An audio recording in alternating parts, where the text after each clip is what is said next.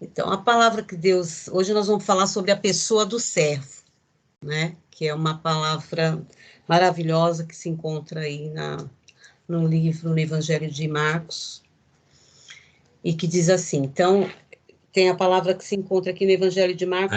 A irmã desligou a câmera. Capítulo 1. Capítulo 1. Quer que ligue aqui? Será quem sabe? Vocês... É porque eu vou falando aqui, né? Geralmente... E aí diz assim a palavra do Senhor no Evangelho de Marcos, né? Ele inicia dizendo, princípio do Evangelho de Jesus Cristo, Filho de Deus. Nisso, Marcos apresenta aí Cristo como servo perfeito de Deus.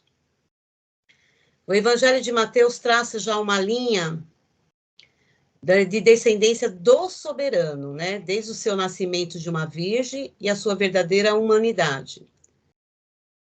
E eles precisam ser apresentados por Lucas por uma outra forma, pois ele mostra o Filho do Homem. Então, cada evangelho apresentou de uma forma, né? Nem todos relataram as mesmas coisas, né? E o Evangelho de João apresenta a divindade do Verbo que se fez carne e começa com sua preexistência e união eterna com Deus. Então, todos os fatos realmente relatados pelos discípulos, né, são importantes, mas não eram pré-requisitos para se escrever sobre a sua submissão. Eles não tinham isso como pré-requisitos na época, né? E Marcos começa com essa palavra, princípio do Evangelho de Jesus Cristo, Filho de Deus. E a palavra Evangelho, ela ocorre muitas vezes no livro de Marcos, né? Mais do que em qualquer outro evangelho. Essa palavra significa o quê? Nada mais que boas novas, né? É uma referência, assim, de boas novas de Jesus Cristo, o servo perfeito de Jeová. Então, assim, dentro do evangelho, é algo que Marcos traz para a gente, configurando aqui grandemente, né? Trazendo as boas novas do Senhor. Ele fala bem isso em cima do seu evangelho, né? Então, meus irmãos, esse é o ensinamento que Deus nos deixou para nós, né? Que o princípio dessas boas novas sugere também a sua continuidade, onde o último versículo de Marcos, onde os discípulos foram por todo o mundo pregando a palavra das boas novas. Então, Cristo diz lá em Marcos, vou até abrir aqui para poder ler a palavra para vocês, Marcos 16, 20. Ele diz assim, ó, então os discípulos saíram e pregaram por toda parte, e o Senhor cooperava com eles, confirmando-lhes a palavra com os sinais que o acompanhavam. Então, esse ensinamento que Jesus deixou para mim, para você, né, nós devemos seguir esse evangelho com dando as boas novas. E nós deveremos continuar, isso continua e continuará até os fins dos tempos. Então, ele deixou esse ensinamento para mim e para você, que a gente fosse, né, então, e saísse pregando por toda parte, não importava para quem fosse, mas que a gente saia fazendo isso. Então, nós temos que trazer para a nossa realidade esse ensinamento, porque nós somos servos. Igual Cristo veio sendo servo, nós também somos servos, né? E as boas novas não é nada mais do que a pessoa do Senhor Jesus Cristo. Essa é a descrição que Marcos nos dá, a pessoa de Jesus.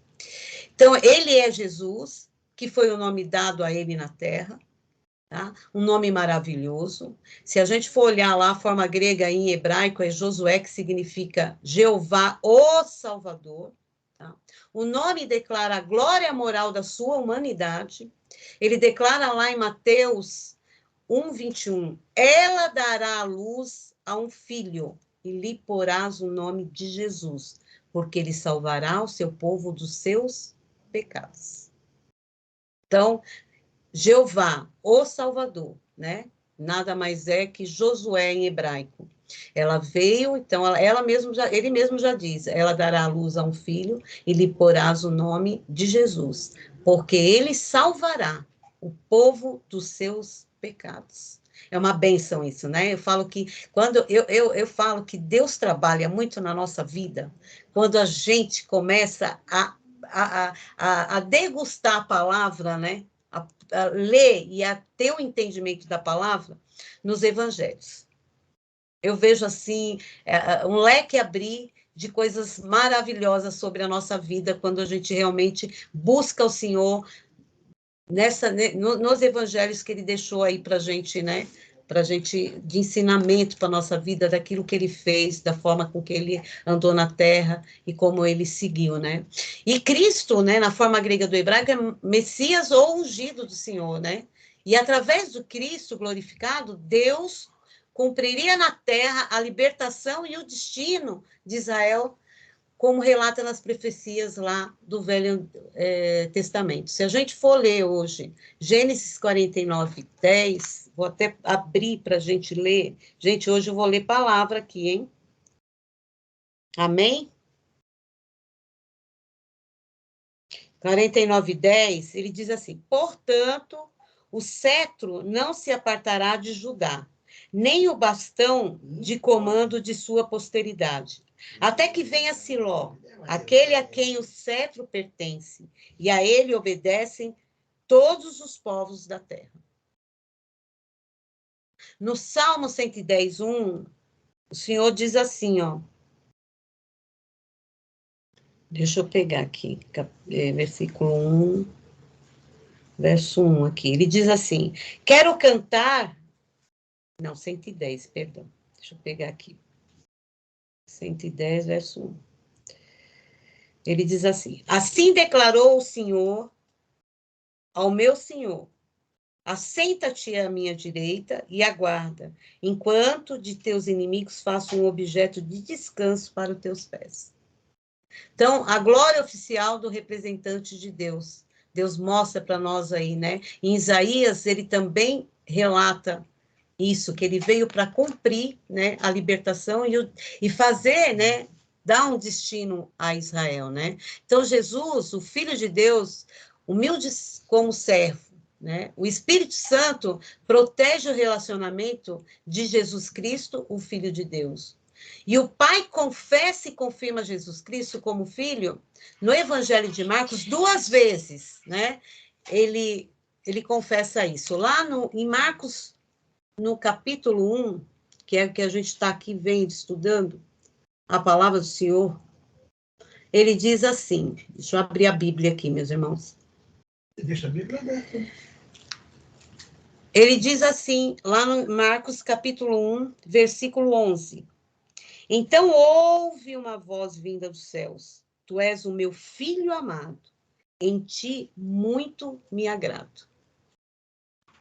Então, Deus confirma Jesus Cristo como filho 2 vezes no Evangelho de Marcos. E lá também, no capítulo 9 de Marcos,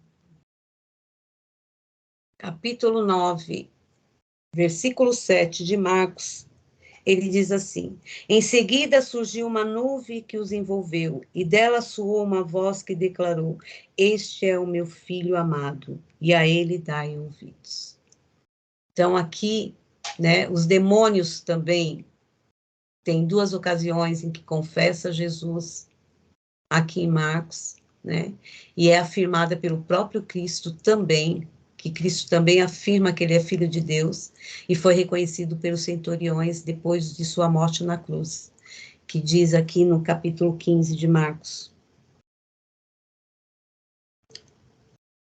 39, ele diz assim, o centurião: e quando o centurião, que estava bem em frente de Jesus, ouviu o seu brado e viu a maneira como expirou, exclamou: verdadeiramente, este homem era o Filho de Deus. Um relacionamento aqui inagualável, né? Assim, inagualável mesmo esse relacionamento de Cristo, né? Aí tem a preparação, a palavra que de Marcos diz e apresenta para a gente, a preparação do servo, a partir do verso 2 do capítulo 1 de Marcos. Quando ele diz assim, né, que Conforme está escrito no livro do profeta Isaías, eis que eu envio o meu mensageiro adiante de ti, a fim de preparar o teu caminho, voz do que clama no deserto. Ele já está preparando Cristo, né? Aí ele diz, preparai o caminho do Senhor, tornar reta as suas veredas. E foi assim que chegou João, batizando no deserto e pregando um batismo de arrependimento para o perdão dos pecados. E vinha encontrar-se com eles pessoas de toda a região da Judéia e todo o povo de Jerusalém, e eram batizados por ele no Rio Jordão, confessando os seus pecados. João vestia roupas tecidas pelos pelos de camelo, usava ao redor da sua cintura um cinto de couro e se alimentava dos gafanhotos e mel silvestres. E esta era a pregação de João. Depois de mim, vem aquele que é mais poderoso do que eu, do qual não sou digno sequer de curvar-me para desamarrar as correias de suas sandálias. Eu vos batizei com água. Ele, entretanto, vos batizará com o Espírito Santo. Aconteceu naqueles dias que chegou Jesus vindo de Nazaré da Galileia e foi batizado por João no Rio Jordão. Interessante ver que as características divinas dos servos também se encontram no livro lá de Isaías, que são desenvolvidas no Evangelho e são mostradas no Evangelho de Marcos, né?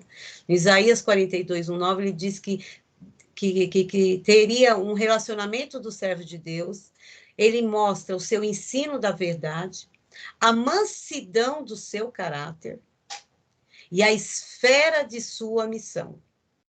Isaías relata isso lá no capítulo 42. Se vocês, irmãos, se hoje querem ver Bíblia, vou estar aqui falando. 42, deixa eu pegar Isaías 42 aqui. Isaías 42, 1, ele diz assim, ó. Eis o meu servo a quem sustenho, o meu eleito em quem tenho toda a alegria. Tenho nele o meu espírito e ele fará justiça às nações. Não usará de gritos, nem clamará ou levantará a voz pelas ruas. E não quebrará o caniço rachado, e não apagará o pavio que esfumaça. Em verdade e fidelidade implementará a justiça. Não se quebrará diante da fraqueza, nem se deixará abater até que estabeleça a justiça na terra. Em sua lei, até as mais longínquas e diminutas ilhas depositarão sua esperança. Assim diz Deus, Yahvé, que criou os céus e o desenrolou, e estendeu a terra e o que dela brota, que dá ao povo que nela habita o Espírito, o fôlego da vida a todos que por ela caminham. Eu, Yahvé, te convoquei em justiça, tomei-te pela mão e guardei-te. Eu te estabeleci mediador da aliança com o povo e luz das nações, a fim de abrir os olhos dos cegos, para tirar da prisão os presos e do cárcere os que habitam em trevas. Eu sou o Yahvé, o Senhor, este é o meu nome. Não dividirei a minha glória a nenhum outro ser, tampouco entregarei o meu louvor às imagens esculpidas. Os primeiros grandes eventos já foram todos realizados, portanto, eu vos anuncio novos e magníficos acontecimentos. Eis que eu vos dou a saber antes que ocorram. Olha que maravilha, né? Então, as profecias que Isaías já tinha deixado nos cânticos deles, né? Ele já tinha deixado as características do servo, né? Que era o relacionamento do servo de Deus, o seu ensino da verdade, a mansidão do teu caráter, né? A esfera da sua missão, né? Que é o que ele espera um pouco de nós, né? Que a gente leve a verdade, né? Que a gente todo dia molde o nosso caráter, que precisa ser moldado todos os dias, porque somos carne, né? Então, a gente precisa todo dia reconhecer que nada somos e que precisamos de Deus sobre a nossa vida, né? que precisamos de Deus sobre a nossa vida todos os dias.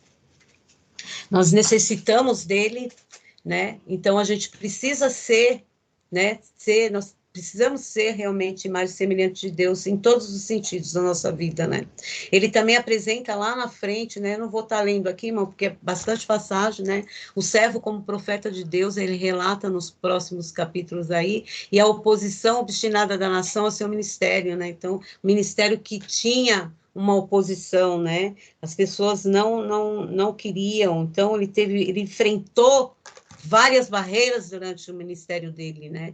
Enfrentou, como a gente enfrenta, que é aquilo que a gente estava falando hoje, como a gente enfrenta barreiras, como o inimigo trabalha contra, né? Como a gente vê que muitas vezes a gente leva a palavra do Senhor, as pessoas não aceitam, né? Quer dizer, as pessoas acham que tem que servir aquilo que massageia ego, né? Cristo não veio para massagear ego, Cristo veio para trazer a verdade, Cristo veio para nos mostrar o caminho certo, né? O caminho reto, não o caminho torto.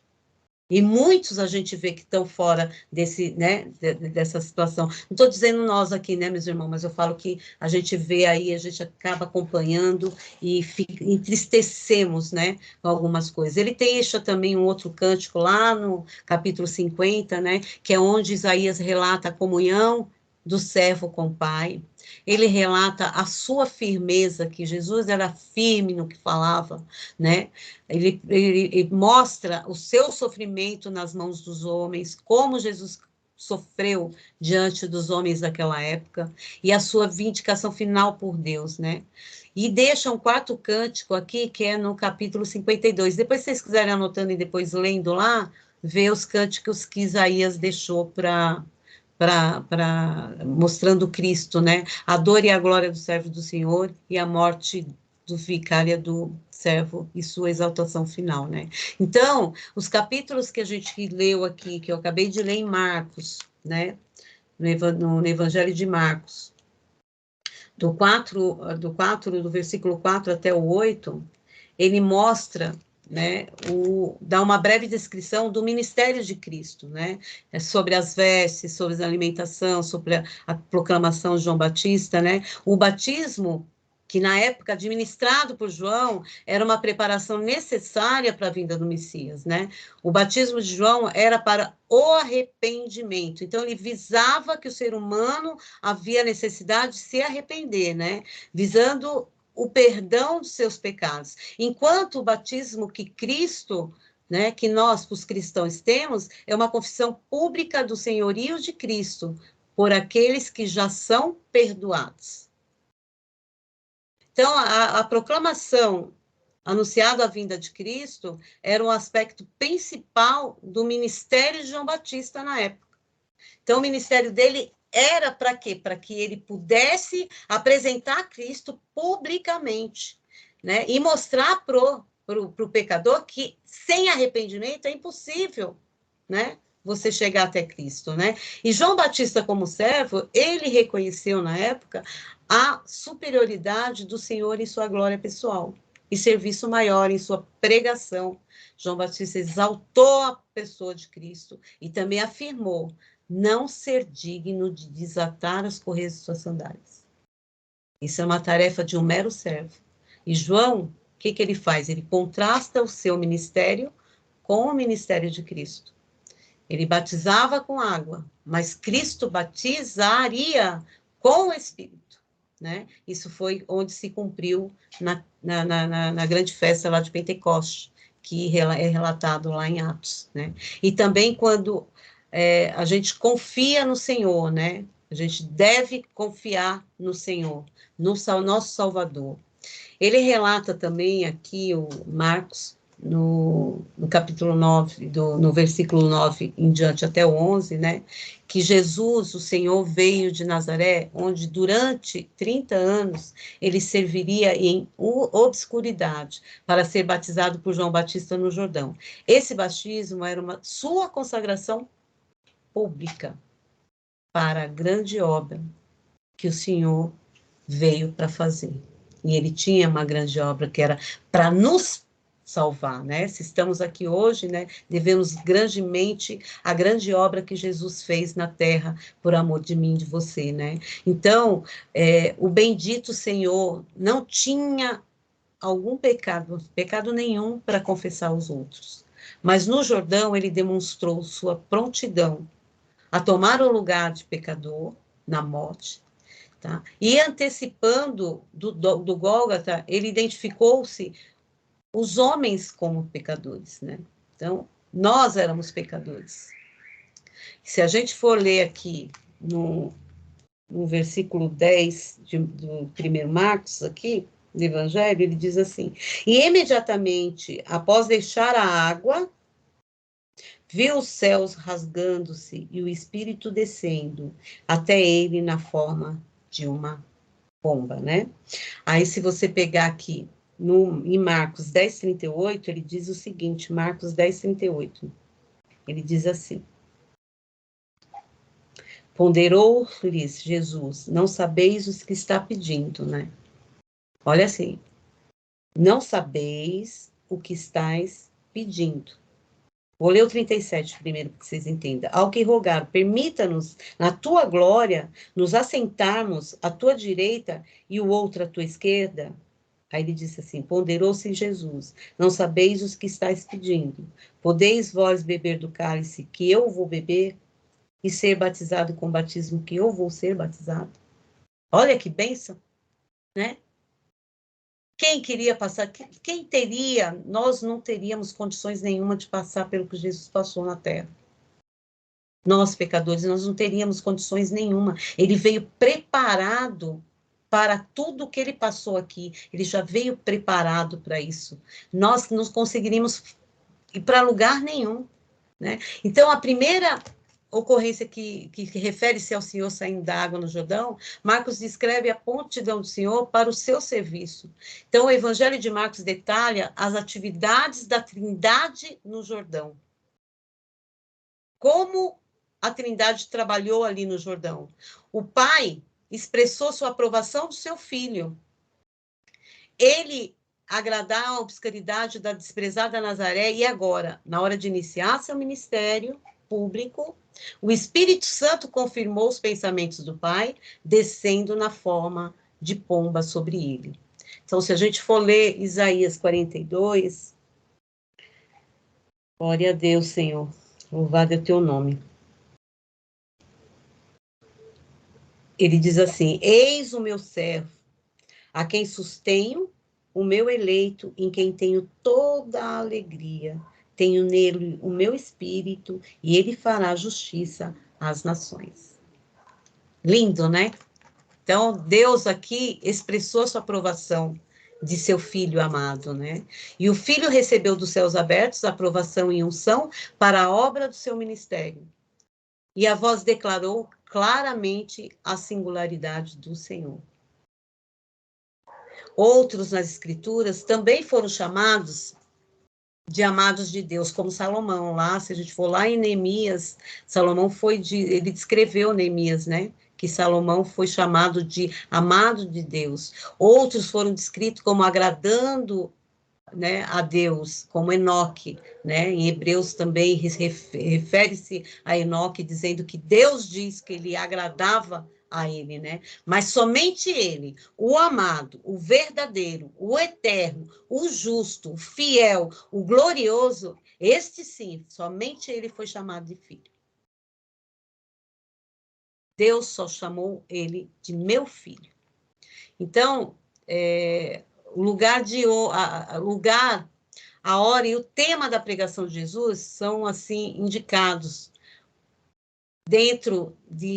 no capítulo 14, no versículo 14 e 15 de 1 Marcos, né? O ministério do servo na Galileia começou depois que Herodes prendeu João Batista.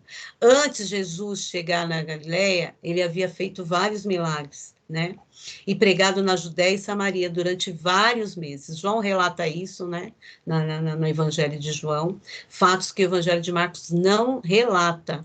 O fim do testemunho público de João Batista marcou o início do ministério do servo, Jesus, na Galileia. Então, foi necessário né, finalizar o dele para que iniciasse o de Jesus na terra, porque ele veio somente para quê? Para apresentar Jesus publicamente, né, e mostrar que sem arrependimento era impossível, né, a gente verdadeiramente ser perdoado pelos nossos pecados. Então, amados irmãos, há duas declarações feitas por Jesus que resumem a sua pregação e são seguidas por duas instruções a serem obedecidas para que nós, né, venhamos alcançar as bênçãos da mensagem do Evangelho, né? A primeira declaração ele diz assim, o tempo está cumprido. Então, isso mostrava que a hora pré-determinada por Deus para o seu reino chegara. E o Messias estava agora presente na terra, né? E a segunda declaração também que ele deixa é o reino de Deus está próximo, que anunciava o quê? A disponibilidade do governo real do rei. A promessa de um reino messiânico glorioso, estabelecido na terra e centrado em Jerusalém. Amados, era a esperança de Israel. Isso era a esperança de Israel. Jesus apresentou os termos pelos quais seus ouvintes poderiam imediatamente entrar nos benefícios desse esperado reino messiânico. Arrependendo-se, ele estava dizendo, mudam de vida, olha para dentro de vocês, vejam quão pecadores são, eu tenho a palavra de vida eterna, eu sou o caminho, a verdade e a vida, né? Então, ele estava pedindo só isso, que se arrependesse, né? Crendo também no Evangelho, que era uma ordem, crer no Evangelho era uma ordenança dele, né? Que é aquilo que ele deixou para nós, crer no Evangelho, né? Aqueles me viam e não creram, a gente não vê, mas eu creio, eu falo todos os dias, eu acordo, ainda que as circunstâncias não estejam bom, mas eu creio que o meu Redentor vive. E se alguma coisa não acontecer, ele vai se levantar a nosso favor. Então, não importa as circunstâncias que a gente está vivendo hoje. Não importa se a gente não está enxergando alguma luz na frente. Simplesmente siga fazendo o quê? Olhando para o alvo. Qual é o alvo? Jesus Cristo. Ele é o alvo. Então, a entrada no reino foi rejeitada oficialmente pelos líderes da nação de Israel. Eles não quiseram, né? Mas na frente do Evangelho de Marcos relata todos os fatos que ele não foi bem aceito pelos líderes, né, da nação de Israel. Mas graças a Deus, em partes a gente fala, porque senão a gente não seria alcançado. E hoje nós somos alcançados porque eles não quiseram. E Cristo olhou para nós e nós estamos aqui hoje, né, conseguindo falar do amor do Senhor.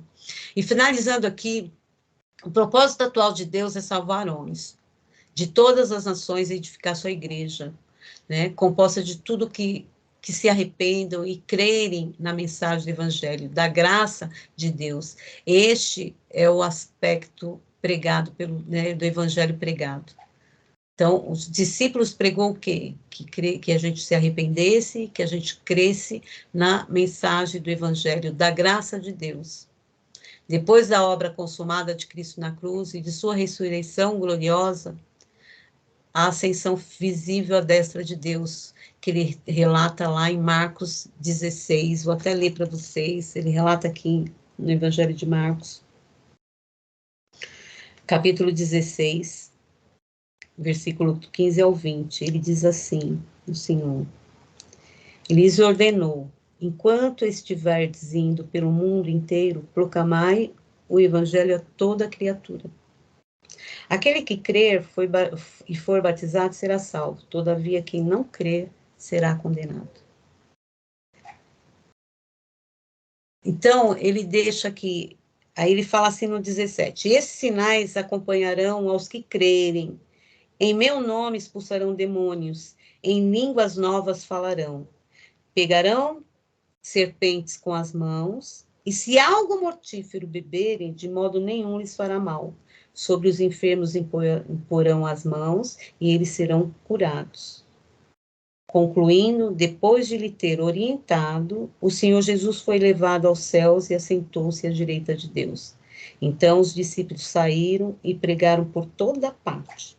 E o Senhor cooperava com eles, confirmando-lhes a palavra, com os sinais que o acompanhavam. É forte, né? Então, amados, quando o propósito de Deus se completar, o Messias retornará. e ele vai estabelecer o seu reino na terra, e a nação de Israel será completamente restaurada e redimida. E eles vão aclamar Jesus como seu rei e salvador, e gozarão o cumprimento das promessas proféticas que estão lá no livro ditas por Isaías. Então, se a gente for ler Isaías, tem lá toda a parte do que vai acontecer. Então, que nós, como servos do Senhor, possamos dar continuidade levando as boas novas a todos quantos precisam ouvir e conhecer esse Deus maravilhoso. Este Deus que muda tempo, esse Deus que muda circunstância, esse Deus que prepara a mesa no deserto, esse Deus que traz à tona, né, que traz de volta o morto que já estava, que nos apresenta o melhor todos os dias da nossa vida, que nós possamos, para a honra e glória do nome do Senhor, sabe, ser servos todos os dias. Estamos aqui para servir os nossos irmãos, aqueles que precisam, né? Que a gente sempre tenha uma palavra de vida para entregar às pessoas que são necessitadas, né? Que a gente sempre tenha disposição quando formos chamados para orarmos por alguém, que a gente seja disposto a fazer isso. Que é isso que ele espera de mim e de você. Esse foi o ministério, as boas novas que ele trouxe. Ele foi servo, né? Ele foi a pessoa do servo. Ele mostrou, ele era rei, ele tinha tudo. Mas não, ele achou melhor ele vir humilde, né?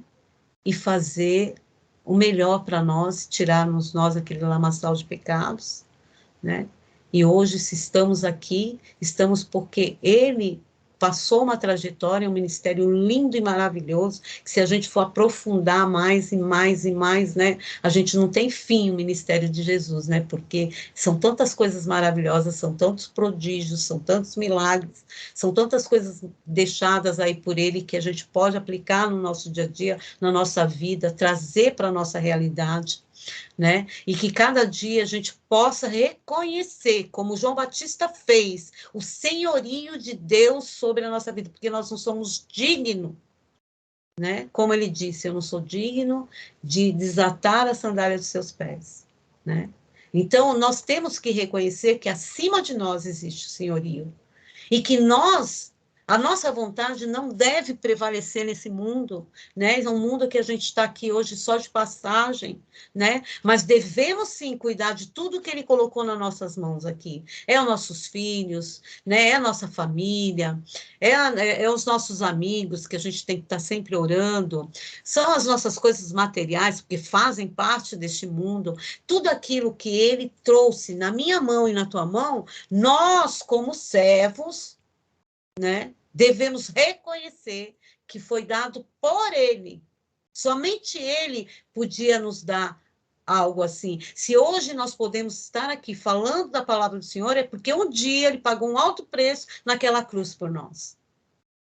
E nós hoje somos livres, graças a Deus que nosso país ainda é um país livre, onde a gente pode falar, levar o amor de Deus, né? Graças a Deus por isso, porque tem tantos países aí, meus irmãos, que não têm, né? Não conseguem, não podem levar, porque eles são perseguidos, eles chegam a ser até mortos, né? Quantos dos nossos irmãos aí são mortos em países que não podem falar da palavra de Deus, né? Hoje mesmo, até o Antônio estava me mostrando, achei aqui um cúmulo do absurdo, Zezé de Camargo falou para o irmão dele assim, você me trocou por Cristo. Olha, se ele está com a melhor parte, quem está a melhor parte? Luciano está com a melhor parte. Então, assim, que a gente possa ser verdadeiramente servos fiéis, para que naquele grande dia o Senhor possa olhar para nós e dizer assim, vocês estão aprovados, porque eu deixei uma missão na mão de vocês e vocês fizeram exatamente como eu gostaria que vocês fizessem, né? E que a gente venha ser verdadeiramente aprovado por Deus. Eu agradeço todos os dias a oportunidade de ter conhecido Cristo. Gostaria de ter conhecido Cristo um pouco. Eu não consigo abrir aqui, sabia? Peraí. Ah, meu Deus. Agora sim. Eu não consegui abrir.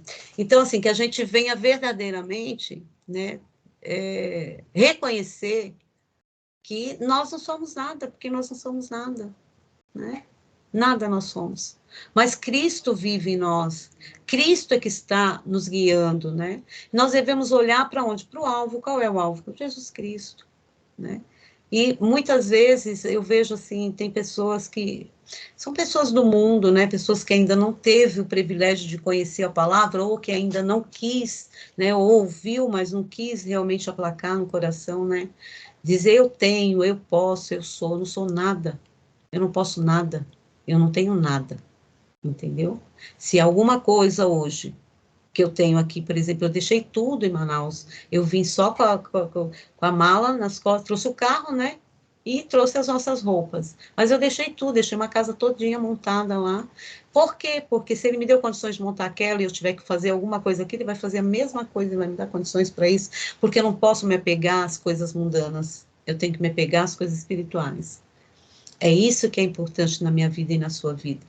E nós viemos aqui para ser servos, viemos aqui para ser imagem e semelhança de Cristo, devemos levar o evangelho dele da mesma forma que ele levou, sendo humilde ao falar. Se alguém você for levar uma palavra, a pessoa não entender, que você use uma outra, que Deus te dê sabedoria para usar uma outra manha para poder estar levando a palavra, e aquela pessoa aplacar, guardar no teu coração, porque a sabedoria ele dá aí deliberadamente, ele diz que dá para nós a sabedoria, então que Deus possa nos dar sabedoria todos os dias para falar do amor dele, que a gente possa levar com sabedoria a quem quer que seja, seja quem é cristão, seja quem não é cristão, né? A gente precisa ter sempre uma palavra de vida eterna para poder vivificar alguém que está morto, alguém que está em fase desesperada, né? Quantas vezes a gente não encontra um irmão que não sabe para onde vai, quando a gente tem uma palavra boa para dar para o irmão, Deus trabalha naquela situação e o irmão recebe lá uma unção de paz e possa aguardar até o momento certo, o tempo kairós de Deus, né, nas nossas vidas. Que é isso que a gente tem que esperar, porque muitas vezes a gente está passando por processo, por exemplo, eu tenho aqui uma certificação para fazer, ela custa R$7.000, eu já fui elegível para fazer, né, o PMI já me deu o ok para fazer, mas não posso fazer enquanto esse dinheiro chegar na minha mão.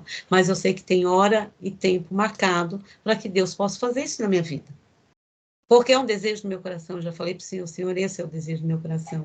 Eu preciso dessa certificação, né, na minha vida profissional. Mas não é no meu tempo. É no tempo do Senhor. Então, eu acredito que no tempo certo do Senhor, tem 1 ano para fazer essa certificação. Mas no tempo certo do Senhor, ele virá e fará. Vai chegar de uma forma que eu não vou nem saber como.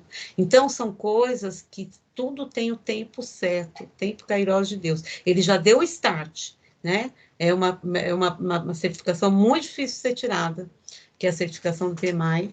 E não é todo mundo, não é qualquer pessoa que pode fazer, eles precisam te colocar como legitimar você, dizer você está pronto para fazer, senão você não consegue fazer. Graças a Deus, né, agradeço a Deus, para a honra e glória do nome dele, que eu mandei toda a minha papelada e eles deram ok. Suzana, a hora que você quiser fazer a prova, você está, né, habilitada para isso. Então, assim, eu só tenho que ter realmente o dinheiro para conseguir fazer, porque ela não é uma certificação barata, né? Então, mas eu creio que no momento e na hora certa o Senhor fará o melhor para mim, para a minha vida. E assim como a gente mudou de estado, né? Nós estamos aqui hoje no estado de São Paulo, estamos aqui ainda se adaptando a tudo, né? Porque tudo é diferente, né? Do que a gente vivia. Eu vivia numa cidade de 2 milhões de habitantes, hoje eu moro numa cidade de 40 mil habitantes. Então, não tem se, assim,